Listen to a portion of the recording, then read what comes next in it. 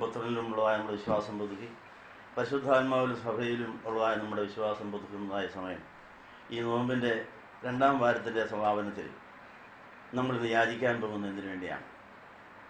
നമ്മളോടുള്ളതായ സ്നേഹം കൊണ്ട് നമ്മുടെ പിതാക്കന്മാർ, നമ്മുടെ മാതാപിതാക്കൾ വീണ്ടും ജനത്തിൻ്റെ അനുഭവം ശൈശവത്തിലെ തരാൻ വേണ്ടി ശിശുസ്നാനത്തിൽ നമ്മളെ പിതാവിന് സമർപ്പിച്ചു, ദൈവത്തിന് സമർപ്പിച്ചു എന്നൊരു നന്ദി പറയാം. അങ്ങനെ മാതാപിതാക്കളും സഭാപിതാക്കന്മാരും നമുക്ക് ചെയ്ത വലിയ ഉപകാരത്തിന് നന്ദി പറയാം. നമ്മുടെ 1ാം ജനനത്തിന് നമ്മൾ ആവശ്യപ്പെടാതെ മാതാപിതാക്കളുടെ സ്നേഹത്തിൽ നമുക്ക് 1ാം ജനനം കിട്ടി.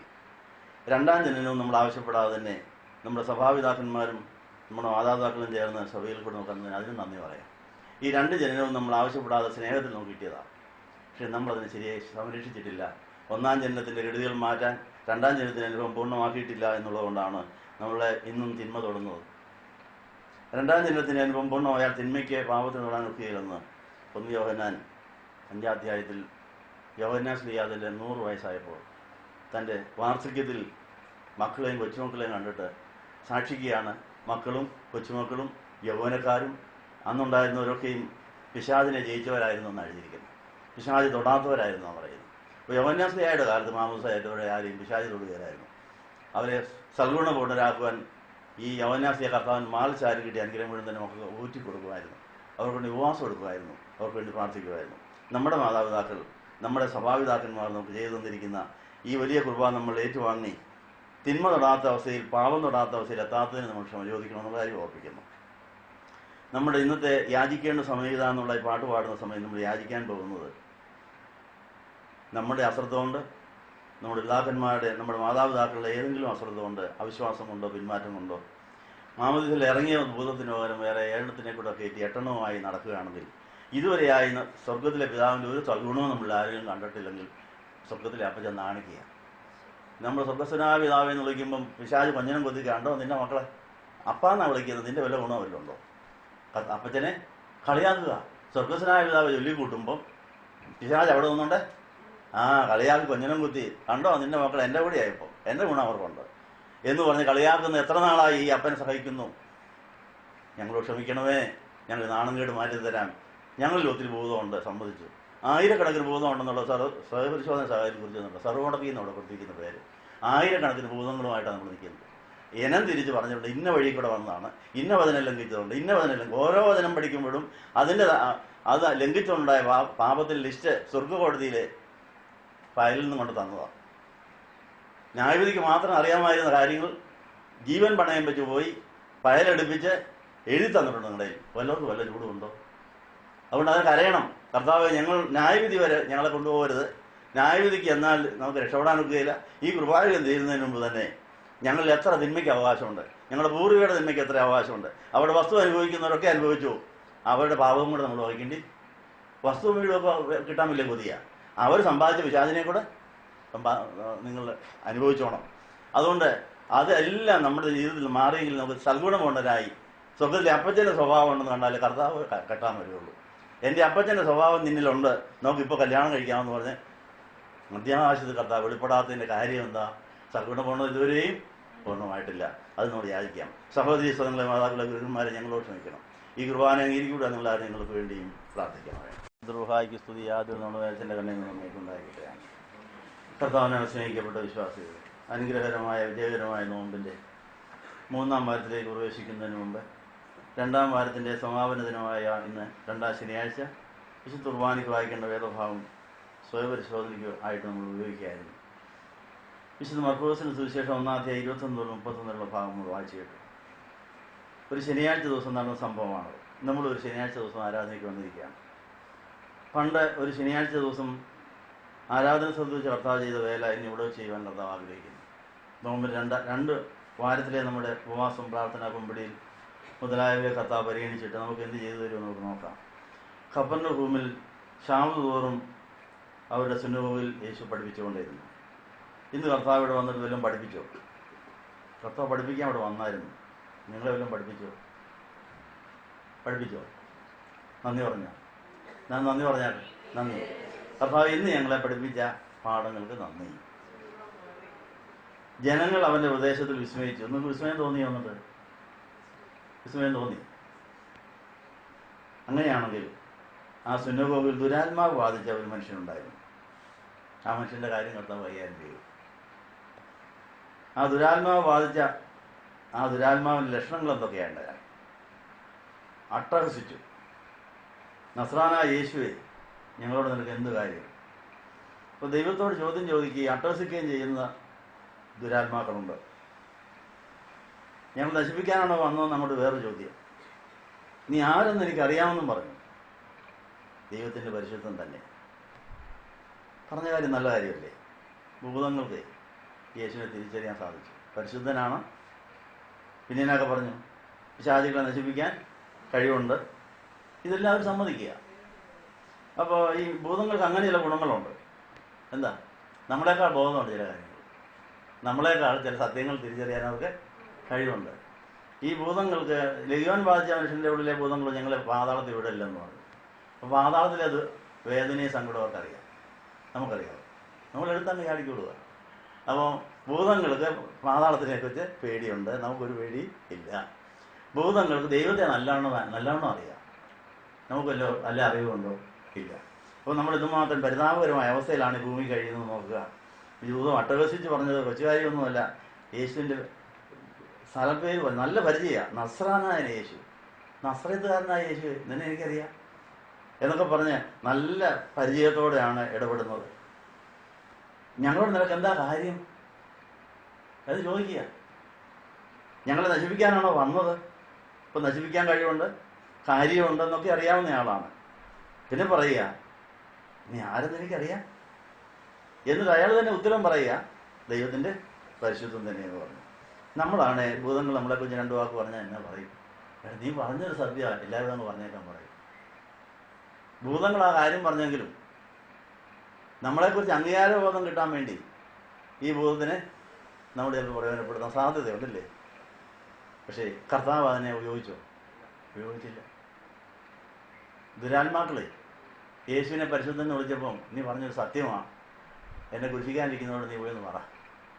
കുരിശിക്കാനിരിക്കുന്നവർ ഇവൻ അശുദ്ധനാണെന്ന് പറഞ്ഞാൽ ഇവൻ കള്ളനാ, ഇവൻ ദുരാത്മബാധിതനാ, ഭൂതങ്ങളെ പുറത്താക്കുന്ന ഭൂതത്തിനെ കൊണ്ടാണെന്നൊക്കെ പറയുന്ന പാർട്ടികൾ അവിടെ ഉണ്ട്.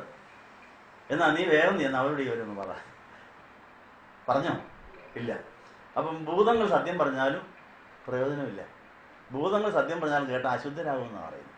അതിന് ആധാരം വേറെ വേദഭാഗമുണ്ട്. സത്യം കേട്ടാൽ പോരാ, സത്യം സത്യാത്മാവ് തന്നെ പറയണം.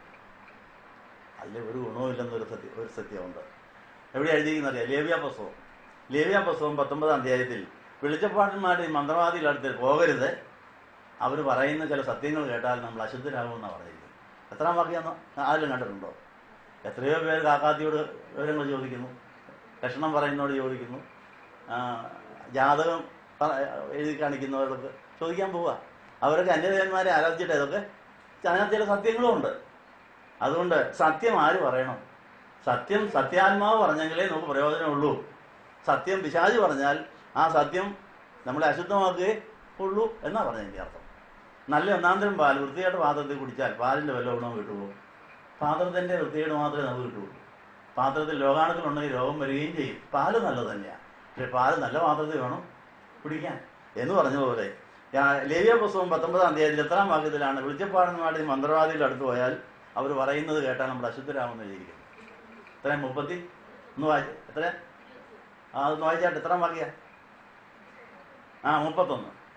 അപ്പോൾ ആ സംശയം തീർന്നില്ലേ? 21 31 കാര്യം സംശയം തീർന്നില്ല. 31 വായിച്ചാട്ട് വെളിച്ചപ്പാടന്മാരുടെയും മന്ത്രവാദികളുടെയും അടുക്കൽ കാരണം തന്നെ സെമിക്കോണിട്ട് കാരണം പറയുകയാണ്, അവരാൽ അശുദ്ധരായി തീരേണ്ടതിന് അന്വേഷിക്കുകയും വരുത്. അപ്പോൾ അവർ ചില സത്യങ്ങൾ പറയുന്നുള്ളതുകൊണ്ട് അവർക്ക് ഡിമാൻഡുള്ളത്. അവിടെ അടുത്ത് പല കാര്യങ്ങൾ ചോദിക്കാൻ ചെല്ലും, പറയുന്നത് സത്യവുമാണ്. അതനുസരിച്ച് ലാഭം ഉണ്ടാക്കുന്നവരും ഉണ്ട്. പൗലൂസ് ഒരു വെളിച്ചപ്പാടത്തിയെ നല്ല ലാഭം ഉണ്ടാക്കുന്ന ഒരു വെളിച്ചപ്പാടത്തി ഇങ്ങനെ അഡ്രസ്സിക്കൊന്നും ചെയ്യില്ല, മര്യാദയ്ക്ക് വർത്താനം പറയുന്ന ഭൂതങ്ങളുണ്ട്. ആ ഭൂതം വ്യാപാരികളോട് പറയും, ഇന്ന സാധനം ഇപ്പോൾ എടുത്താൽ നല്ല ലാഭം കിട്ടും, വില ഇടിയാൻ പോവുക, വേഗം എടുത്ത് വെച്ചു, വില കൂടുമ്പോൾ വിൽക്കാമെന്ന് പറയും. അങ്ങനെ ഈ വെളിച്ചപ്പാടത്തി പറയുന്നതനുസരിച്ച് ബിസിനസ്സിൽ ലാഭം ഉണ്ടാക്കിയ ഒത്തിരി പേരുണ്ട്. അവർക്കറിയാം ഇന്ന സാധനത്തിന് വില കൂടാൻ പോകുന്നു, വാങ്ങിച്ചു വെച്ചു. ഇന്ന സാധനത്തിന് വില ഇടിയാൻ പോകുന്നു, ഇപ്പം വാങ്ങിക്കണ്ട. ഇതെല്ലാം കേട്ട് വ്യാപാരത്തിൽ ലാഭം ഉണ്ടാക്കിയ ഒരു വെളിച്ചപ്പാടത്തി എവിടെയാ? അപ്പോസ്തല പ്രവൃത്തി 16 അധ്യായത്തിലുണ്ട്. എല്ലാവർക്കും അവിടെ വലിയ താല്പര്യമായിരുന്നു, നല്ല ലാഭവും കിട്ടും. പൗലോസിനെ കുറിച്ച് നല്ല വാക്കുകളൊക്കെ ഇവിടെ പറഞ്ഞു. ഇവൻ സുവിശേഷകന, നല്ല സുവിശേഷകന എന്നൊക്കെ പറഞ്ഞു. പൗലോസ് കുറേ ദിവസം ഒരു നിരീക്ഷിച്ചു ഇവളുടെ പറച്ചിൽ ഇത് ഏത് ആത്മാവാണ്. പല പ്രാവശ്യം പറഞ്ഞു കഴിഞ്ഞപ്പോൾ ദൈവാത്മാവ് പറഞ്ഞു ഇത് സൂക്ഷിക്കണം, ഇതൊരു ദുരാത്മാവായി പറയുന്നത്. ഈ ദുരാത്മാവ് പറയുന്നത് നീ കേട്ടാ നീ അശുദ്ധനാവൂ, അതുകൊണ്ട് കേൾക്കണ്ടെന്ന് പറഞ്ഞു. അവൻ മുഷിഞ്ഞു, ആ ഭൂതത്തിനെ അവൻ ഇറക്കി വിട്ടു. അപ്പം അവളുടെ ആ ലക്ഷണം പറയുന്ന പരിപാടി ഞാൻ പോയി, വലിയ നഷ്ടമായി. അപ്പം എന്ത് സംഭവിച്ചു? അവർക്ക് ലാഭം നഷ്ടപ്പെട്ടു പോയെന്ന് കണ്ടിട്ട് ഒത്തിരി പേര് ഈ പൗലോസിനെ പിടിച്ച് അടിക്കുകയും ഇടിക്കുകയും ഒക്കെ ചെയ്ത് ഒത്തിരി നഷ്ടം വന്നെന്ന് പറയും. അപ്പോൾ ഇത് വളരെ സൂക്ഷിച്ച് ചെയ്യേണ്ട ഒരു പരിപാടിയായത്. ഭൂതങ്ങളെ പുറത്താക്കുന്ന പലർക്ക് ലാഭമുള്ള പരിപാടിയായത്. പലർക്ക് സുഖവും ലാഭവും ഒക്കെ ഉണ്ടാക്കുന്ന പരിപാടി പോയാൽ അവർ ചിലപ്പോൾ നമുക്ക് ഇടിച്ചെന്നിരിക്കും ഇറക്കി വിട്ടെന്നിരിക്കും. അതൊക്കെ അറിഞ്ഞിട്ട് ഇതൊക്കെ ചെയ്യുകയാണല്ലോ. എന്താ അപ്പോൾ ഇതിൻ്റെ പറഞ്ഞതിൻ്റെ അർത്ഥം, ഇങ്ങനെ നമ്മൾ നമ്മുടെ പൂർവികരും കാര്യം അറിയാൻ വേണ്ടി ഏതെല്ലാം വെളിച്ചപ്പാടന്മാരുടെ മന്ത്രങ്ങളുടെ അടുത്ത് പോയി കാണും. അശുദ്ധി വല്ലതും മാറിയിട്ടുണ്ടോ? അത് മാറാത്തത് കൊണ്ടാണ് പരിശുദ്ധാത്മാവിൽ നിറയാൻ ഒക്കാത്തത്. ബന്ധുക്കുസി പെരുന്നാൾ ഒത്തിരി നടന്ന് ഒത്തിരി വെള്ളവും മുടഞ്ഞതാ, പ്രിയലായസാൻ ചൊല്ലിയതാ. പക്ഷേ കാര്യം കാണാൻ വേണ്ടി വെളിച്ചപ്പാടന്മാരുടെ മന്ത്രവാദികളടുത്ത് പോയ കേസ് ഇതുവരെയും തീർന്നിട്ടില്ല. അതങ്ങനെ തുടരുകയുമാണ്. എവിടെ കണ്ടാലും ആരോടും ചോദിക്കും. അങ്ങനെ ഉണ്ടായ അശുദ്ധി മാറണമെങ്കിൽ ആ പരിപാടി നിർത്തുകയും അങ്ങനെ അവർക്കുണ്ടായ അവകാശം തീരാൻ അവരുടെ ചോദിക്കുന്നതോറും പകരം കൊടുക്കുകയും ചെയ്തെങ്കിൽ ആ പ്രശ്നം തീരുകയുള്ളൂ എന്നാണ് പറഞ്ഞത്. അപ്പോൾ നമ്മൾക്ക് കാതോലിക സ്ലൈകവും ഏവം വിശുദ്ധമാണ് സഭയെങ്കിലും നമ്മൾ വിശുദ്ധരാകാത്തതിൻ്റെ കാര്യം മനസ്സിലായോ? പരിമലത്തിന്മേനി പരിശുദ്ധനായി ഇങ്ങോട്ട് നടക്കുകയും ചെയ്യും, റാസയൊക്കെ പോകും. പക്ഷെ ആ പരിശുദ്ധി നമുക്ക് കിട്ടാത്തതിൻ്റെ കാര്യമില്ല. അശുദ്ധി വരുന്ന വഴി അറിഞ്ഞിട്ടില്ല, അശുദ്ധി കളയാനുള്ള വഴി നമ്മൾ നോക്കിയിട്ടില്ല, നമ്മൾ ഇതുകൊണ്ട് നടക്കുക എന്നുള്ളതാണ്. അവിടെ ഇവിടെ ഈ കർത്താവ് പറഞ്ഞു, നീ പറഞ്ഞൊരു സത്യമാണ്, ഞാൻ പരിശുദ്ധനാണ്, ദുരാത്മാവിനെ പുറത്താക്കി എനിക്ക് അധികാരമുണ്ട്, ഞാൻ ഇവിടെ വന്നിരിക്കുന്നത്, അതുകൊണ്ട് നീ എല്ലാവരും ഒന്നുകൂടെ പറയാൻ പറഞ്ഞോ. മിണ്ടരുതെന്നാണ് പറഞ്ഞത്. എവിടെ എഴുതിയിരിക്കുന്നത്? മിണ്ടി പോകരുതെന്നാണ് ഇവിടെ പറഞ്ഞിരിക്കുന്നത്. മിസ്റ്റർ മർക്കോസിന്റെ സുവിശേഷം 1:21-31 ഈ പറഞ്ഞ ദൈവത്തിന്റെ പരിശുദ്ധനാണ് യേശു എന്നൊക്കെ പറഞ്ഞെങ്കിലും ശാസിച്ചുകൊണ്ട് മിണ്ടാതിരിക്കൂ, ഇവരൊന്ന് വിട്ടുപോയെന്നാണ് പറഞ്ഞത്. യേശുവിന്റെ ആത്മാവുണ്ടായിരുന്ന പൗലൂസും വെളിച്ചപ്പാടത്തിയെ മിണ്ടരുതെന്ന് പറഞ്ഞ് ഇറക്കി വിട്ടു. നമുക്ക് ഈ വകതിരിവുണ്ടോ? നമുക്ക് ലാഭവും അറിവും മാത്രം മതിയല്ലോ. ലക്ഷണം പറയുന്നതോടെ, ഭാവി പറയുന്നതോടെ എന്തെല്ലാം നമ്മൾ ചോദിച്ച് പറയും. അപ്പോൾ നമുക്ക് യേശുവിനെയാണ് ആദ്യം അറിയേണ്ടത്. യേശു അറിയിക്കുന്നത് മാത്രം അറിഞ്ഞാൽ മതി. യേശു പറയുന്നത് മാത്രം എനിക്ക് മതി എന്ന് പറഞ്ഞ് ഈ അനുഭവം ഏറ്റുവാങ്ങുവാൻ നമുക്ക് വിശ്വാസമുണ്ടോ, പ്രത്യാശയുണ്ടോ, ദൈവസ്നേഹമുണ്ടോ?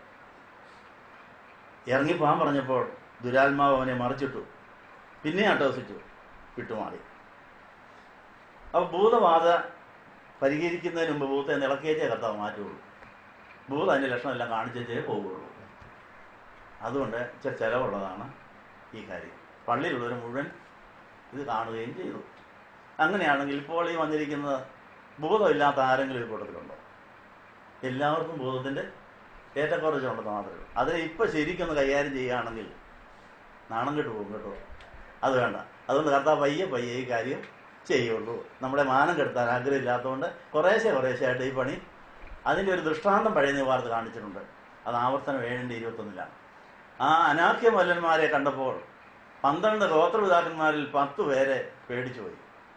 അയ്യോ, ഇങ്ങനെ ഭയങ്കരന്മാരായ അനാഖ്യ മല്ലന്മാരുടെ സ്ഥലം ഞങ്ങൾക്ക് എങ്ങനെ കിട്ടും?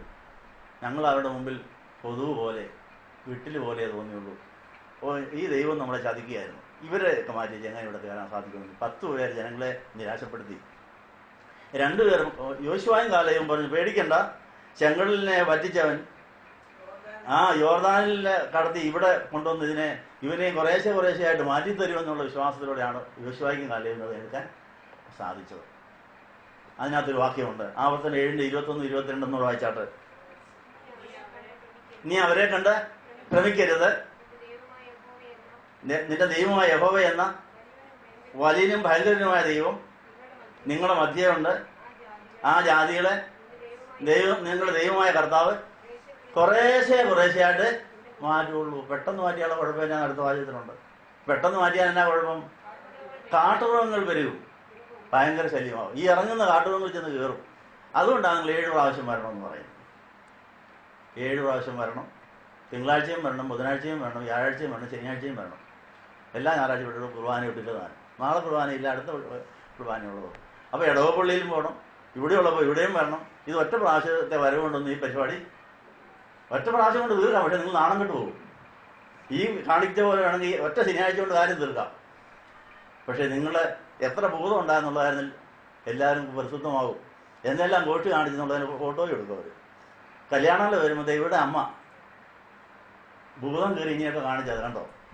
ഇവക്കും ചിലപ്പം ഭൂതം കേൾക്കാൻ സാധ്യതയുണ്ട്. കല്യാണം അങ്ങ് മാറിപ്പോകും. അപ്പോൾ നല്ലൊരു കല്യാണം നടക്കണമെങ്കിൽ ഈ ഭൂതബാധയുടെ വീടാണെന്ന് കേട്ടാൽ വലിയൊരു ആലോചനയ്ക്ക് വരുമോ? അത് വരാതിരിക്കാനും നിങ്ങളുടെ മക്കൾക്ക് നല്ല കല്യാണം നടക്കാൻ വേണ്ടിയാണ് പയ്യെ കുറേശ്ശെ. അങ്ങനെയാണ് ഒരു പ്രാവശ്യം വന്നാൽ മതിയോ? പോരാ, പല പ്രാവശ്യം വരേണ്ടി വരും. അങ്ങനെ കുറേശ്ശെ നിങ്ങൾക്ക് നാണംകേട് വരാത്ത തരത്തിൽ കുറേശ്ശെ അതിന് പകരം കൊടുത്തതിനെ മാറ്റിയെങ്കിലേ ഈ പ്രശ്നം തീരുള്ളൂ. 7 അല്ല 70 അല്ല ചിലപ്പോൾ 700 പ്രാവശ്യം വരേണ്ടി വരും. ആ കാര്യം അതുകൊണ്ട് ഈ ശനിയാഴ്ച കുർബാനയുള്ളെന്ന് പറഞ്ഞാൽ ഇടദിവസം വരാതിരിക്കരുത്. ഇടദിവസം ഇതിന് പണി നടക്കുന്നുണ്ട് കേട്ടോ. അതുകൊണ്ട് തിങ്കളും ബുധനും വ്യാഴവും ശനിയും ഒക്കെ പണി നടന്നുകൊണ്ടിരിക്കുക. ഞായറാഴ്ച ഇവിടെ ഉള്ളപ്പോൾ ഇവിടെ വരാം, നിങ്ങളുടെ ഇടവപ്പള്ളിയിൽ പോകും അവിടെ പോകും. അപ്പം നമുക്ക് നാണക്കേട് വരാതെ ദൈവം നമ്മളെ മാന്യരാക്കാൻ വേണ്ടി രഹസ്യമായി കുറേശ്ശെയായി ഈ സർവ്വമുടക്കുകളുടെ എണ്ണം കുറച്ച് ഭവനം കൊടുത്ത് നമ്മളെ ചൊവ്വാക്കുക, നമ്മളെ മാന്യരാക്കാൻ വേണ്ടി ആയതുകൊണ്ടാണ്. അതിനുവേണ്ടി ഇപ്പോൾ തോമാസ് ലീഗ വന്നിട്ടുണ്ട്. ഇന്ത്യയിലെ മാമോദിസായിട്ട് യേശുവിനോട് ചേർന്നവർ നമ്മൾ ഇറങ്ങിയ ബോധത്തിന് പകരം വേറെ 7 എണ്ണത്തിനല്ല, 8 എണ്ണമല്ല, 800 അല്ല, 1000കണക്കിന് കയറിയ കൂട്ടത്തിരിപ്പുണ്ട്. പക്ഷെ അത് രഹസ്യമായി നിങ്ങളെ എഴുതി അറിയിച്ചോ, വല്ലവരും കാണിച്ചോ? നിങ്ങളതിലിരിക്കുന്ന ഉരുപ്പടി വേറെ ആരെയും കാണിച്ചിട്ടില്ല. അത് സ്വർഗ്ഗകോടതിയിൽ നിന്ന് കുറിച്ചെടുത്ത് നിൽക്കാവുന്നതാണ്. അത് കുറേശ്ശെയായി മാറിക്കൊണ്ടിരിക്കുന്നു എന്നുള്ള വിശ്വാസത്തോടെ ആരാധനയ്ക്ക് വരാൻ ആഗ്രഹിക്കുന്നത് എഴുന്നേൽക്കാം. തോമാസ് ലീഗ ഇന്ന് മാറ്റേണ്ടതിനെ നിങ്ങൾക്ക് നാണംകേട് വരാത്ത തരത്തിൽ മാറ്റാവുന്നതിന് ഇന്ന് മാറ്റിത്തരും. അതിൽ എഴുന്നേറ്റ് നിൽക്കാം.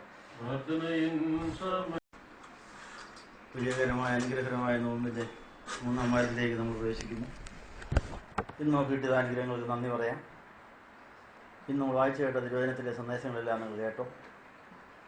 ഇനിയും ബാക്കി കിടക്കുന്നതും കൂടെ നമ്മൾ കേട്ടുകൊണ്ട് നാളത്തെ ആരാധന ഇടവപ്പള്ളിയിൽ പോയി നടത്തുമ്പോൾ നിങ്ങളുടെ സാന്നിധ്യം ഇടവപ്പള്ളിയിലെ ആരാധന കുറേക്കൂടെ കൃത്യമാക്കാൻ അനുഗ്രഹകരമാക്കാൻ ഇടയാകട്ടെ എന്ന് ആശംസിക്കുന്നു. നിങ്ങൾ ഭൂമിയുടെ ഉപ്പാകുന്നു എന്ന് ഒരു വചനം നിങ്ങൾ കേട്ടിട്ടുണ്ട്. ഉപ്പിൻ്റെ പണി എങ്ങനെയാണ്? നമ്മച്ചിമാർക്ക് നല്ല പരിചയമാണല്ലോ. ഉപ്പ് പാത്രത്തിരിക്കുമ്പോൾ കാണാൻ കഴിയും. വാങ്ങിച്ചുകൊണ്ട് വരുമ്പോൾ ഉപ്പ് പൊടിയായിട്ട് പായിലിരിക്കുന്ന കാണാം. പക്ഷെ ഇട്ട് കഴിഞ്ഞാൽ പിന്നെ കാണാനുണ്ട്. ഇട്ട് കഴിഞ്ഞാൽ പിന്നെ കാണാനില്ല. ഇട്ട് കഴിഞ്ഞാൽ പിന്നെ അതങ്ങ് അലിഞ്ഞങ്ങ് ചേരുക. അതാ ഭക്ഷണത്തിനകത്തോട്ട് അങ്ങ് വലിഞ്ഞങ്ങ് ചേർന്ന് കഴിഞ്ഞാൽ പിന്നെ അത് രുചികരമായ ഒരു രഹസ്യമായി മറിഞ്ഞിരിക്കുക. നിങ്ങൾ ഭൂമിയുടെ ഉപ്പാകുന്നു എന്ന് ശിഷ്യന്മാർ പറഞ്ഞ പോലെ സങ്കേതത്തിൽ വരുന്ന ഒരു ഉപ്പായി നിങ്ങൾ വീട്ടിലും പള്ളികളിലും രുചിയുള്ളവരാക്കുക. സാഹചര്യത്തെ രുചികരമാക്കുക, രസകരമാക്കുക. ഉപ്പിട്ട് വെച്ചിരിക്കുന്ന സാധനം ചീഞ്ഞു പോകാതിരിക്കുന്ന പോലെ ഉപ്പുള്ള വീട്ടിലെ എല്ലാവരെയും ചീത്തയായി പോകാതെ സൂക്ഷിക്കുന്ന വേല ചെയ്ത് നിങ്ങളുടെ സാന്നിധ്യം കൊണ്ടാണ് നടന്നതെന്ന് കർത്താവ് പറഞ്ഞിട്ട് പ്രതിഫലം തരും. ആഹാരപാനീയങ്ങൾ രുചികരമായി നമ്മൾ ഭക്ഷിക്കുമ്പോൾ ഉപ്പിനെ ആരെങ്കിലും ഓർക്കാറുണ്ടോ? ഉപ്പില്ലെങ്കിൽ ഇല്ലെന്ന് പറയും, ഉണ്ടെങ്കിൽ കാര്യമുണ്ടാകാറില്ല. കഴിച്ചു അല്ലേ? അപ്പോൾ അതുകൊണ്ട് നമ്മൾ എവിടെ പോകുന്നു അവിടെ ഉപ്പായി അലിഞ്ഞു ചേർന്ന് മധ്യസ്ഥ പ്രാർത്ഥന നടത്തി അവിടുത്തെ കുറവുകൾ കണ്ടെത്തി ആ കുറവ് നിങ്ങൾ മാത്രം പരിഹരിച്ചാൽ എല്ലാ പരിപാടികളും അനുഗ്രഹകരമായി തീരുന്നതിൻ്റെ പ്രതിഫലം കിട്ടുമെന്ന കാര്യം ഓർപ്പിക്കുന്നു. രഹസ്യത്തിൽ കാണുന്ന പിതാവ് നിങ്ങൾക്ക് പ്രതിഫലം തരും. രഹസ്യത്തിൽ ചെയ്യുന്ന വേലയ്ക്ക് രഹസ്യമായ പ്രതിഫലം തരും. പരസ്യമായിട്ട് അത് ആസ്വദിക്കാനും സാധിക്കും. രഹസ്യമായി തരുന്ന പ്രതിഫലം രഹസ്യമായിട്ട് അനുഭവിക്കാനൊക്കെ അത് പരസ്യമായേ മതിയാവും. വെളിപ്പെടാതെ വിവരമായിരിക്കുന്നത് ഒന്നുമില്ല. ഈ വചനമെല്ലാം നോർത്തിയായി നിങ്ങളുടെ ജീവിതം കൃത്യമായി ധന്യമായി ജന്മസാഫല്യമടയുവാൻ സ്വർഗത്തിലെ പിതാവിൻ്റെ സൽഗുണപൂർണ്ണതയെല്ലാം നമ്മളിൽ മറ്റുള്ളവർ കണ്ട് സ്വർഗത്തിലെ ദൈവത്തിൻ്റെ മക്കളാണ് എന്ന് സാക്ഷിക്കട്ടെ. പഴയ കാലത്തെ ഒരു പ്രവാചകൻ വീടിൻ്റെ വഴിക്കൂടെ പോയപ്പോൾ ഒരു വീട്ടുകാരി പറഞ്ഞത് ഒരു ദൈവത്തിൻ്റെ പുരുഷനാണ് പോകുന്നു ഇല്ലേ? നിങ്ങളുടെ വീടിൻ്റെ അടുത്തൂടെ ദൈവപുരുഷന്മാരെല്ലാം പോയിട്ടുണ്ടോ? നിങ്ങളുടെ അടുത്തൂടെ പോയ ആരെങ്കിലും ദൈവപുരുഷനെ നിങ്ങൾ തിരിച്ചറിഞ്ഞോ? ദൈവപുരുഷന്മാരെ നിങ്ങൾ തിരിച്ചറിഞ്ഞോ? നിങ്ങളതിനെ ദൈവപുരുഷരും ദൈവസ്ത്രീകളും ഒക്കെ ആണെന്ന് ആരെങ്കിലും സാക്ഷ്യപ്പെടുത്തിയിട്ടുണ്ടോ? അതിന് നോമ്പ് ഉതകട്ടെ എന്നാശംസിക്കുകയാണ്. ഇന്ന് വായിച്ചതായ വിശുദ്ധ മർക്കോസിന് സുവിശേഷം 1-ാം അധ്യായം 21 മുതൽ 31 വരെയുള്ള വേദഭാഗത്തിലെ ആദ്യത്തെ പാരഗ്രാഫ് മാത്രമേ നമ്മൾ ചിന്തിച്ചുള്ളൂ. കർത്താവ് സുന്നഗോഗിൽ വെച്ച് ഭൂതത്തിനെ ശരിക്ക് പുറത്താക്കി കാണിച്ചു. ഭൂതത്തിൻ്റെ സ്വഭാവം കാണിച്ചു, കർത്താവിൻ്റെ സ്വഭാവം കാണിച്ചു. ജനങ്ങൾക്ക് വിസ്മയവും ഉണ്ടായി. പക്ഷേ വൈരാഗ്യം ഉണ്ടായ ഒരു കൂട്ടർ അങ്ങേപ്പുറയുണ്ട്. ശനിയാഴ്ച ഈ പണി ചെയ്തത് ഇഷ്ടപ്പെടാത്ത അച്ഛന്മാരും ഉപദേശിമാരൊക്കെ ഉണ്ടായിരുന്നു അവിടെ. ശനിയാഴ്ച മാത്രമേ ഈ ആക്കിയത് സമയമുള്ളൂ. എല്ലാ ദിവസവും പണി ചെയ്തു. ശാബത്തിൽ ചെയ്തതെന്നും പറഞ്ഞ് കർത്താവിൻ്റെ കുറ്റം കണ്ടുപിടിച്ചവരും ഉണ്ട്. അപ്പോൾ കർത്താവ് ശനിയാഴ്ച തന്നെയാണ് ഈ പരിപാടിയെല്ലാം ചെയ്തത്. ശാബത്തിന് പുതിയ നിർവചനം കൊടുക്കാനായിരുന്നു. ശാബത്ത് ഒന്നും ചെയ്യാതെ കുത്തിയിരിക്കാനല്ല, നന്മ ചെയ്യാനാണെന്നതായിരിക്കും. അപ്പോൾ ശാബത്ത് ദിവസം, ഞായറാഴ്ച ദിവസം നമ്മൾ ആരാധനയ്ക്ക് പോകുന്നതോടൊപ്പം ദൈവത്തിൻ്റെ വേല ചെയ്യാനുള്ള ദിവസം കൂടിയാണ്. അത് ഞായറാഴ്ച ദിവസം നമുക്ക് ആരാധനയുണ്ട്, സൺഡേ സ്കൂളുണ്ട്, യൂത്ത് ലീഗ് ഉണ്ട്, സമാജമുണ്ട്, ഭവന സന്ദർശനമുണ്ട്, വീട്ടു പ്രാർത്ഥനയുണ്ട്, ഗവർണർ പ്രാർത്ഥന, എന്തെല്ലാം പ്രാർത്ഥനകളാണ്, എന്തെല്ലാം പരിപാടി. ഇതൊക്കെയും ഈ കർത്താവിൻ്റെ ദിവസം കർത്താവിന് പ്രവർത്തിക്കാനാണ്, കർത്താവിൻ്റെ പ്രവർത്തനത്തിന് കൂട്ടുവേല ചെയ്യാനാണെന്നുള്ള കാര്യം പഠിപ്പിക്കാൻ കർത്താവ് ആ കാര്യം അന്നത്തെ അവരുടെ തെറ്റിദ്ധാരണ പൊളിച്ചെഴുതാൻ വേണ്ടിയാണ് സിനഗോഗുകളിൽ അദ്ദേഹം ശാബത്ത് ദിവസം തന്നെ പോയി വേല ചെയ്തുകൊണ്ടിരുന്നു. അതുകൊണ്ട് ഒത്തിരി ശത്രുക്കൾ തനിക്കുണ്ടായി. അതെനിക്ക് കുരിശ് വേഗം കിട്ടാൻ വേണ്ടിയായിരുന്നു. കൃത്യസമയത്ത് കുരിശ് കിട്ടാൻ വേണ്ടി കർത്താവ് വളരെ വേഗത്തിൽ തന്നെ വേല ചെയ്തു എന്നുള്ളത് ഒരു സത്യമാണ്. ഭൂതങ്ങൾക്കെല്ലാം കർത്താവിനോട് വൈരാഗ്യം കൂടി. അതുകൊണ്ട് എല്ലാവരും കൂടി കർത്താവിനെ അനങ്ങാനൊക്കാത്ത പോലെ അങ്ങ് പൊതിഞ്ഞു. 3.5 കൊല്ലം കൊണ്ട് തന്നെ ഇറക്കിയ ഭൂതങ്ങളെല്ലാം കൊണ്ട് ഗെത്സമനത്തോടത്തി കൊണ്ട് ശരിക്കും ശ്വാസം മുട്ടിച്ചു. എല്ലാ ഭൂതങ്ങളും കൂടി ഇവനാണ് ഞങ്ങളെ പുറത്താക്കിയത്, ഇവനെ വെറുതെ വിടരുതെന്ന് പറഞ്ഞ് എല്ലാവരും കൂടെ വന്ന് കടന്നക്കൂടെ ഇളകി വന്ന് നമ്മൾ കുത്താൻ തുടങ്ങുന്ന പോലെ ഭൂതങ്ങളെല്ലാം കൂടെ വന്ന് കർത്താവിനെ അങ്ങോട്ട് കുത്താനും ഞെക്കാനും ഞെരുക്കാനൊക്കെ തുടങ്ങിയപ്പോൾ അയ്യോ എനിക്ക് മേലേന്ന് ആര് പറഞ്ഞു പോയി, അപ്പച്ചാ എനിക്ക് മേല സഹിക്കാൻ മേല എന്ന് പറയേണ്ടി വന്നു. അപ്പോൾ കർത്താവ് അത് കിട്ടാൻ വേണ്ടി തന്നെയാണ് ഇതൊക്കെ വേഗത്തിൽ ചെയ്തത്. കാരണം വേറെ തെളിച്ചിട്ട് പോകണ്ടേ. അതുകൊണ്ട് കർത്താവിന് കുരിശ് കിട്ടാൻ വേണ്ടി തന്നെയാണ് താൻ വേഗത്തിൽ ഇതെല്ലാം ചെയ്തത്. തൊട്ടവർക്കെല്ലാം സൗഖ്യം, വന്നവർക്കെല്ലാം അനുഗ്രഹം, അവർക്കെല്ലാം നല്ല ഉപദേശം. അത് ഇറങ്ങുന്ന ഭൂതത്തിന് വൈരാഗ്യം കൂടിയിട്ട് തന്നെ പെട്ടെന്ന് കുരിശിക്കാനായിരുന്നു. മനസ്സിലായോ? അപ്പോൾ കാലത്തികമെങ്കിൽ കുറേശ്ശെ ചെയ്തെങ്കിലേ നമുക്ക് സ്വസ്ഥതയോടെ പണിയൊക്കെ ചെയ്യാൻ, ധൃതി വെച്ച് എല്ലാവരുടെയും പ്രശ്നം ഉടനെ അങ്ങ് പരിഹരിച്ചാൽ ഇറങ്ങുന്നതെല്ലാം കൂടെ നമ്മൾ ശരിക്കും അങ്ങ് വിഷമിപ്പിച്ചുകൊള്ളുകയും അതറിഞ്ഞിരിക്കും. അതുകൊണ്ട് കാലത്തികമെങ്കിലെ കാര്യമൊക്കെ കർത്താവിന് 3.5 കൊല്ലം കൊണ്ട് പണി തീർക്കണമായിരുന്നു. അതുകൊണ്ട് കർത്താവിന് വളരെ വേഗം വേല തികച്ച് നിവൃത്തിയായെന്ന് പറഞ്ഞ് പോകാനെത്തും. എങ്കിലും കർത്താവ് കുരിശിൽക്കിടന്നുകൊണ്ട് ചോദിക്കും, നീയും എന്നെ കൈവിട്ടോ? എല്ലാവരും എന്നെ കൈവിട്ടു, നീയും കൈവിട്ടോ അപ്പച്ച? അങ്ങോട്ട് മിണ്ടിയോല്ലോ, കൈവിട്ടില്ല മോനെ എന്ന് പറഞ്ഞോ? അതിന് മറുപടി ഇല്ല. പക്ഷെ 3 ദിവസം കഴിഞ്ഞ് ഉയർപ്പിച്ചപ്പോൾ മനസ്സിലായി കൈവിട്ടിട്ടില്ല, ഇല്ല എന്നുള്ള കാര്യം. അപ്പോൾ ഞാൻ എല്ലാവരും കൈവിടപ്പെട്ടു എന്ന് തോന്നത്തക്ക കാര്യത്തിൽ പോലും ഈ വേല ചെയ്താൽ നമ്മൾ ഒറ്റപ്പെടുമെന്നുള്ള കാര്യം പറഞ്ഞിരിക്കാം. അത് ആവർത്തിക്കുന്ന ഒരു പ്രതിഭാസമാണെന്നുള്ള കാര്യം ഓർപ്പിക്കാം.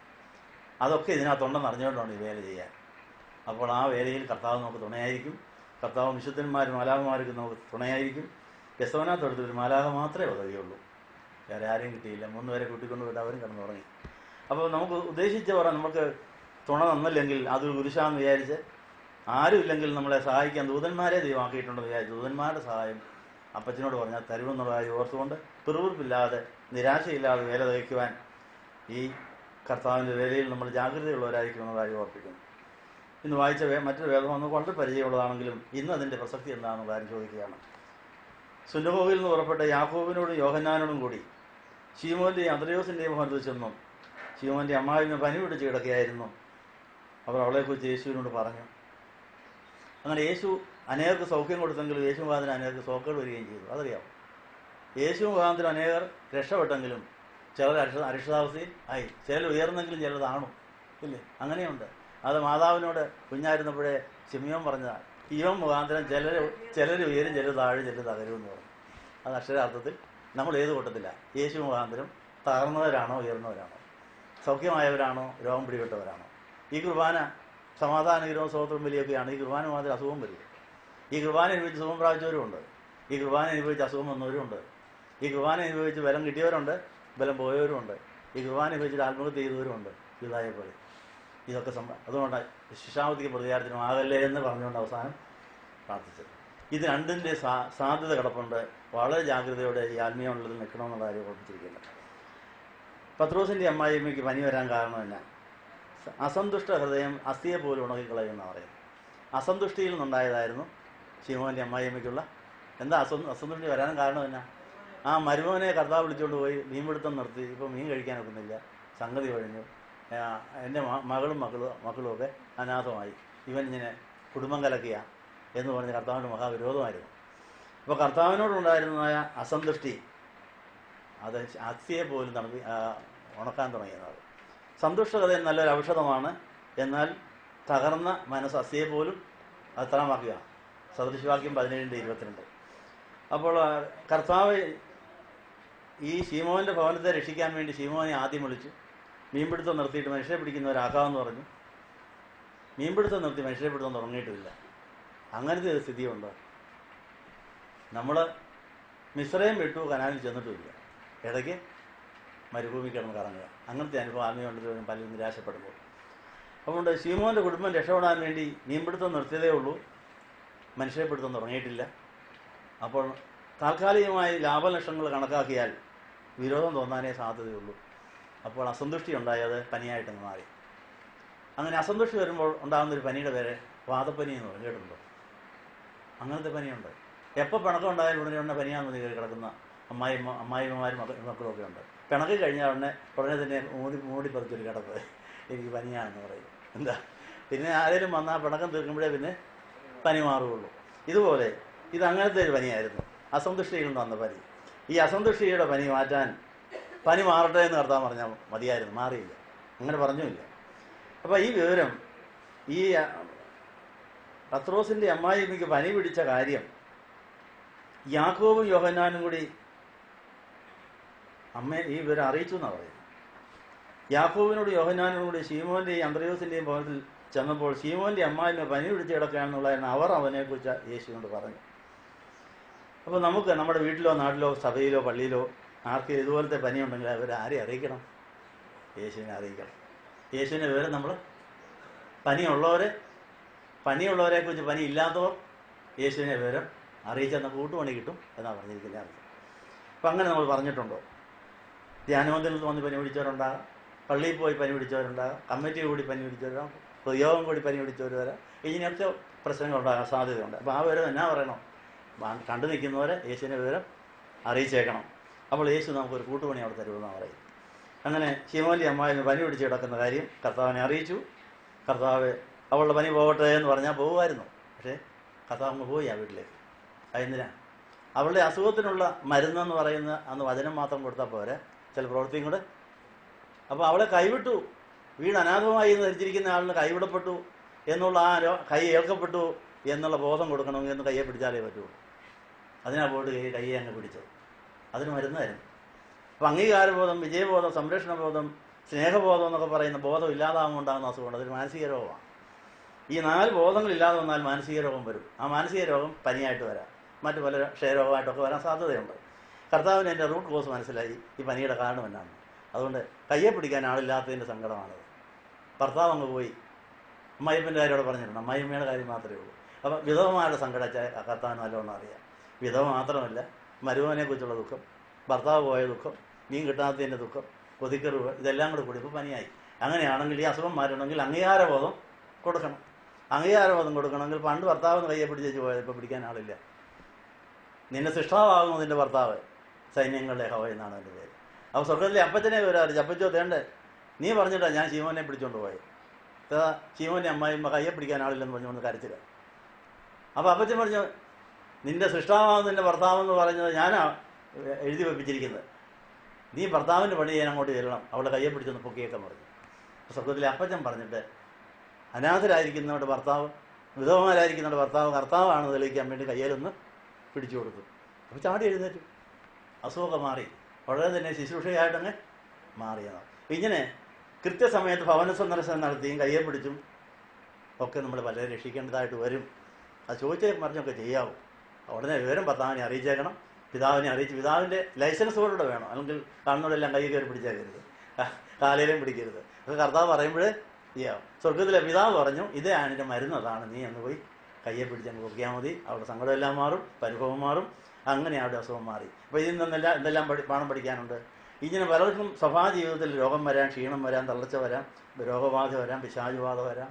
ഇതൊക്കെയും കർത്താവിനെ അറിയിച്ചാൽ ആ പ്രശ്നം പരിഹരിക്കുന്നത് നമുക്ക് കൂട്ടുവേല കിട്ടുമെന്നുള്ള വലിയൊരു കാര്യമാണ് നമുക്കവിടെ കിട്ടിയിരിക്കുന്നത്. അങ്ങനെ നമ്മുടെ സഭാജീവിതം, നോയമ്പ്, ഉപവാസം, പ്രാർത്ഥന മുതലായവ യേശുവിനോടൊപ്പം കൂട്ടുവേല ചെയ്യാനാണെന്നുള്ള കാര്യം ഓർമ്മിച്ചിരിക്കുന്നു. കർത്താവിനെല്ലാം ചെയ്യാൻ കഴിവുണ്ടെങ്കിലും ഈ കൃപായുഗത്തിൽ കർത്താവ് ഒറ്റയ്ക്കൊന്നും ചെയ്യാറില്ല, കൂട്ടുകാരോടൊപ്പമാണ് ആ കാര്യങ്ങൾ ചെയ്യാറുള്ളത്. അത് അനേകർക്ക് തൻ്റെ കൂട്ടായ്മ കൊടുക്കാൻ വേണ്ടിയാണ്. അതിന് ഉദാഹരണങ്ങൾ പറയാമോ? ലാസറിനെ ഉയർപ്പിച്ചപ്പോൾ കെട്ടഴിച്ചതാരാ? ശിഷ്യന്മാരാ. അവൻ്റെ കെട്ടഴിപ്പിയനവൻ പോകട്ടെ എന്ന് പറയാം. അപ്പോൾ കെട്ടഴിക്കുന്ന പരിപാടി ശിഷ്യന്മാരെ ഏൽപ്പിച്ചു. പാപിയാണെന്ന് പറഞ്ഞാൽ തന്നെ പാപക്ഷമ കൊടുക്കും എന്ന് എവിടെയാണ്? 32-ാം സംഗീതത്തിൽ എഴുതിയിട്ടുണ്ട്. 32-ാം സംഗീതത്തിൽ ഞാൻ പാപിയാണ്, എൻ്റെ പാപയേറ്റ് പറയുമ്പോഴേ ദൈവം കുറ്റം ക്ഷമിച്ച് തരും എന്നാണ് പറഞ്ഞിരിക്കുന്നത്. പക്ഷെ കെട്ട അവിടെ ഇരിക്കും കേട്ടോ. പാപത്തിൻ്റെ ബന്ധനം അപ്പോഴവിടെ അവശേഷിച്ചിരിക്കും. അവിടെ വീട്ടിലിരുന്നോ ഓഫീസിലിരുന്നോ യാത്രക്കിടയിലോ ഞാനൊരു പാപിയാണ്, എനിക്കൊന്ന് കുമ്പസാരിക്കണമെന്ന് പറഞ്ഞാൽ അന്നേരം തന്നെ പാപമോചനം തന്ന് മരിച്ച പ്രാണൻ ഉയർത്തെഴുന്നേൽക്കും. പക്ഷെ കെട്ടഴിക്കണമെങ്കിൽ സ്ത്രീഹന്മാരുടെ കൈവപ്പുള്ള പുരോഹിതന്മാർ വേണം. പുരോഹിതന്മാരുടെ അടുത്ത് ക്രൂസോയെ മാത്രമല്ല 40 ദിവസത്തിൽ ഒരിക്കലും കുമ്പസാരിക്കുന്നത് നല്ലതാണ്. കാരണം നമ്മുടെ കുഷ്ഠരോഗമുള്ള വശം പുരോഹിതന്മാരെ കാണിക്കണമെന്ന്. പാപകുഷ്ഠം പുരോഹിതനെ കാണിച്ചിട്ട് ഞാൻ പാപിയാണ്, ഞാൻ രോഗിയാണെന്ന് പറയുമ്പോൾ അവിടെ തലയെ വെച്ച് പ്രാർത്ഥിക്കുമ്പോൾ കിട്ടുന്ന രോഗസൗഖ്യം ഉണ്ടെന്നാണ് പറയുന്നത്. അതുകൊണ്ട് പുരോഹിതന്മാർക്ക് അങ്ങനെ ഒരു പണിയുണ്ട്. കർത്താവ് നേരിട്ട് ഉയർപ്പിക്കുന്നവരെ ബന്ധനം ഒഴിക്കാൻ വേണ്ടി പുരോഹിതന്മാരുടെ അടുത്തേക്ക് പറഞ്ഞേക്കും. കഴിഞ്ഞ ഞായറാഴ്ച സന്ദേശം അതാണല്ലോ. അങ്ങനെ സൗഖ്യമായ ആ കുഷ്ഠരോഗി പുരോഹിതൻ്റെ അടുത്ത് ചെന്ന് വഴിപാട് കഴിക്കണമായിരുന്നു. അങ്ങനെ അപ്പോൾ മാത്രം പൂർത്തീകരിക്കുന്ന സൗഖ്യം ഉണ്ടായിരുന്നു. അങ്ങനെ കർത്താവ് തുടങ്ങി നോക്കുന്ന വേല പുരോഹിതന്മാരെ കൊണ്ട് പൂർത്തീകരിക്കുന്നത് എന്നുള്ള ബോധത്തിൽ അവരുടെ നിറമോ പൊക്കമോ അവരുടെ സൗന്ദര്യമോ വിദ്യാഭ്യാസമോ ഇതൊന്നും നോക്കാതെ പുരോഹിതരാണെന്ന് മാത്രം നോക്കി ചെന്നാൽ നമുക്ക് കിട്ടേണ്ടത് തന്നെ കിട്ടും. നമ്മൾ അവരുടെ വ്യക്തിപരമായ ബലഹീനത നോക്കിയിട്ട് ആരും പോകാതിരിക്കരുതെന്നുള്ള കാര്യം കർത്താവ്. കാരണം ഈ കർത്താവ് പറഞ്ഞയച്ച പള്ളിയിലെ പുരോഹിതന്മാർ കർത്താവിൻ്റെ വിരോധികളായിരുന്നു. കർത്താവിനെ എങ്ങനെ കുരിശിക്കണമെന്ന് വിചാരിക്കുന്നവരായിരുന്നു. കർത്താവിൻ്റെ കുറ്റം കണ്ടുപിടിക്കുന്നവരായിരുന്നു. ശാപത്തിൽ സൗഖ്യമാക്കുന്നതിൽ വിമർശിക്കുന്നവരായിരുന്നു പുരോഹിതന്മാർ. എങ്കിലും കർത്താവ് അവരെ ഉപയോഗിച്ചു. നമ്മളെ ഉപദ്രവിക്കുന്നവർ, നമ്മളെ എതിർക്കുന്നവർ, വിമർശിക്കുന്നവരെയൊക്കെ നമ്മൾ സ്നേഹിക്കണം. അവർക്കും ദൈവം ചില അധികാരങ്ങൾ കൊടുത്തിട്ടുണ്ട്, അതിനെ നമ്മൾ പ്രയോജനപ്പെടുത്തണം. എല്ലാവരെയും ശ്രേഷ്ഠരായിട്ട് എണ്ണണം എന്നുള്ള കാര്യമാണ് പറഞ്ഞത്. അങ്ങനെ നമ്മുടെ അനുദിന ജീവിതത്തിലുണ്ടാകുന്ന എല്ലാ കാര്യവും കർത്താവിന് പറയാമെങ്കിൽ അനേകരോടൊത്ത വേല ചെയ്യാൻ സാധിക്കും. സ്വർഗീയ പിതാവ് പുത്രനായ യേശുവിനെ നമുക്ക് ജീവിത പങ്കാളിയായിട്ടാണ് തന്നത്. എല്ലാ കാര്യവും അവനുമായി നമുക്ക് പങ്കിടാൻ അവകാശമുണ്ട്. പങ്കിടുമ്പോൾ കിട്ടുന്ന കൂട്ടുവേലകളുണ്ട്. അത് അനുഗ്രഹകരമാണെന്നാണ് നമ്മൾ ഇതുവരെ പഠിച്ചു വെച്ചത്. ഇത് തുടരുവാൻ ദൈവം നമ്മളെ സഹായിക്കട്ടെ. നമുക്ക് നമ്മുടെ തലകളെ വണക്കി പ്രാർത്ഥിക്കാം.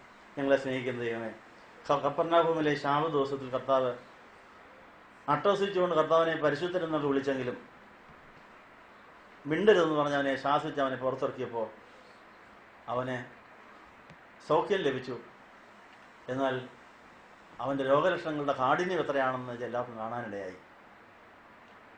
ഞങ്ങൾക്കും ഞങ്ങളുടെ മാമോദിസായുടെ അനുഭവം മുതൽ ഭൂതങ്ങളെ പുറത്താക്കുന്ന ശുശ്രൂഷയ്ക്ക് ഞങ്ങൾ വിധേയരായിട്ടുണ്ടെങ്കിലും ഇറങ്ങിയത് വേറെ 7 എണ്ണത്തിലേക്കുള്ള കെടുതികൾ ഞങ്ങൾ അനുഭവിച്ചിട്ടുണ്ട്. ഒന്നിലധികം ഭൂതങ്ങളുടെ ശല്യമുള്ളവരാണ് ഞങ്ങൾ സമ്മതിക്കുന്നു. കർത്താവിൻ്റെ കരുണ കൊണ്ട്, കൃപ കൊണ്ട് അതിൻ്റെ വലിയ ലക്ഷണങ്ങൾ ആരെയും കാണിക്കാതെ ഞങ്ങൾ മറച്ചു വെച്ചിരിക്കുന്നു. ലംഘനം ക്ഷമിച്ചും പാപം മറച്ചും വെച്ച് ഞങ്ങൾക്ക് മറന്നു വന്നിരിക്കുന്നതിനെ ഓർത്ത് ഞങ്ങൾ തന്നെ സ്തുതിക്കുന്നു. ഈ മറയിൽ എന്നും ഇത് മറഞ്ഞിരിക്കുകയില്ല എന്നുള്ള കാര്യം ഓർത്ത് വെളിപ്പെടാതെ ഗൂഢമായിരിക്കുന്നൊന്നുമില്ല എന്നുള്ളതിനെ വിശ്വസിച്ചുകൊണ്ട് ഞങ്ങളുടെ പ്രാർത്ഥനാ മുറിയും ഞങ്ങളുടെ രഹസ്യമുറിയും ഞങ്ങൾ ഉപസിച്ച് പ്രാർത്ഥിക്കുന്ന ഞങ്ങളുടെ പ്രാർത്ഥനാ മുറിയിൽ വാതുകൾ അടച്ചിട്ട് ഞങ്ങളുടെ പ്രാർത്ഥനാ മുറിയിൽ കർത്താവെ ഞങ്ങളുടെ ഉള്ളിൽ മറിഞ്ഞിരിക്കുന്ന ഭൂതങ്ങളെ നീ ശാസിച്ചതിനെ മാറ്റണമെന്ന് പറയുമ്പോൾ അതലറിയാലും കൂവിയാലും എന്നാക്ക വിക്രമ ക്രിയകൾ ചെയ്താലും ആർക്കും ശല്യം വരാത്ത തരത്തിൽ നീ ഞങ്ങളുടെ രഹസ്യ പ്രാർത്ഥന മുറിയിൽ എഴുന്നള്ളി വന്ന് അങ്ങനെ രഹസ്യമായി ഞങ്ങളുടെ ഭൂതങ്ങളുടെ ശല്യം മാറ്റിത്തന്ന് പരസ്യമായി സുബോധത്തോടെ ഭക്തിയോടെ നിന്നെ ആരാധിപ്പാൻ അടക്കത്തോടും ഒതുക്കത്തോടും കൂടെ ആരാധന സ്ഥലത്ത് വന്ന് നിന്നെ ആരാധിപ്പാൻ ദൈവാത്മാവിൽ ആരാധന നടത്തി ജന്മസാവിൽ ഇടയുവാൻ ഞങ്ങളുടെ ആരാധനയും ഞങ്ങളുടെ വരവും പോക്കും സൽഗുണപൂർണനായ ദൈവത്തിൻ്റെ നല്ല സ്വഭാവം വിളിച്ചറിയിക്കുന്നതായി ജന്മസാവിൽ വേണ്ടി ദൈവനാമം മോത്തപ്പെടുവാൻ ഇടയാക്കണമെന്ന് യേശുവിനെ നാം ധ്യാനിക്കുന്നത് പിതാവിനും പുത്രനും പരിശുദ്ധാത്മാവിനും സ്തുതികേറ്റുവാനായിരുന്നു.